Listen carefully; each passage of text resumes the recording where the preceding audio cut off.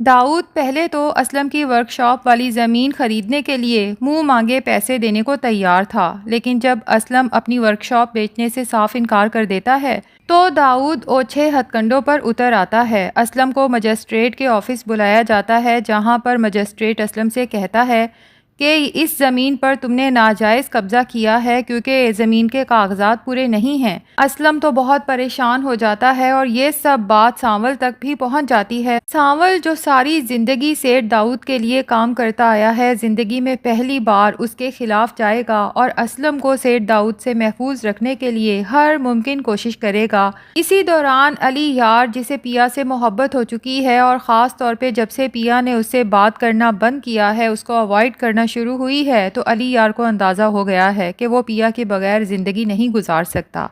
پہلے تو وہ لبنہ سے کہتا ہے کہ میں پیا سے محبت کرنے لگا ہوں۔ لبنہ علی یار سے کہتی ہے کہ پیا ان لڑکیوں میں سے نہیں ہے جو محبت کے نام پہ کسی کے ساتھ وقت گزاریں۔ اگر تم پیا سے سچ میں محبت کرتے ہو تو اپنے گھر والوں کو پیا کے گھر رشتے کے لیے بھیجنا ہوگا۔ علی یار سیٹھ داؤد کو بتا دیتا ہے کہ میں ایک لڑکی سے پیار کرتا ہوں، اس سے شادی کرنا چاہتا ہوں۔ سیٹھ داؤد اپنے اکلوتے اور لاڈلے بیٹے کی محبت اسے دلوانے کے لیے فوراً تیار ہو جاتا ہے۔ پیا کو جب پتہ چلتا ہے کہ علی یار رشتے کے لیے گھر آنے والا ہے تو وہ بہت خوش ہوتی ہے، کیونکہ وہ بھی علی یار سے محبت کرنے لگی ہے۔ علی یار جب اپنے پیرنٹس کے ساتھ پیا کے گھر پہنچتا ہے تو سیٹھ داؤد پیا کو دیکھ کر کہتا ہے کہ علی یار، تمہاری پسند تو سچ میں بہت خوبصورت ہے۔ اب ذکیہ، جو اسلم کو کال کر کے بتا چکی ہے کہ آج پیا کو دیکھنے کے لیے کچھ مہمان گھر آنے والے ہیں، تو اسلم بھی اپنی ورک شاپ سے جلدی گھر پہنچتا ہے اور سامنے سیٹھ داؤد کو دیکھ کر ہکا بکا رہ جاتا ہے۔ یہ تو وہی موسیٰ جواری ہے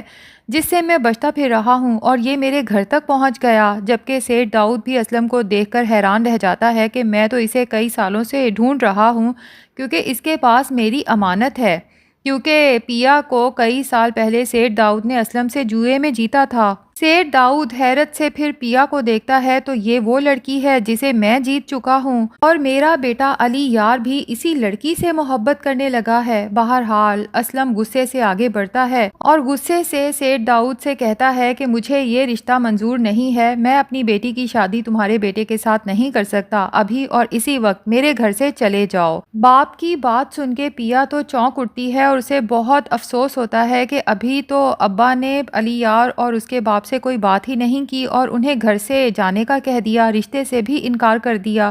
ایسا ہی حال علی یار کا ہوتا ہے۔ بہرحال سیٹھ داؤد اور علی یار جب وہاں سے چلے جاتے ہیں تو پیا اپنے ابا سے پوچھتی ہے کہ آپ نے بنا کچھ پوچھے ان کو رشتے سے انکار کر دیا، کیا میں اس کی وجہ جان سکتی ہوں؟ جبکہ اسلم کو بالکل ہی چپ لگ جاتی ہے، کس منہ سے پیا کو بتائے کہ میرا ماضی کیا ہے۔ اور ادھر علی یار سیٹھ داؤد سے پوچھتا ہے کہ ڈیڈ، کیا آپ پیا کے فادر کو پہلے سے جانتے ہیں؟ آخر انہوں نے آپ کو دیکھتے ہی رشتے سے انکار کیوں کر دیا؟ سیٹھ داؤد بھی بالکل اسی طرح چپ ہے جیسے کہ اسلم۔ ظاہر ہے کہ وہ بھی اپنا ماضی علی یار کو نہیں بتا سکتا۔ اور دوسری طرف سانول، جسے پیا سے محبت ہو چکی ہے، وہ سسی کو بھولنے لگا ہے، کیونکہ اب جب وہ آنکھیں بند کرتا ہے تو سسی کا نہیں بلکہ پیا کا چہرہ اس کے دل و دماغ پہ چھا جاتا ہے۔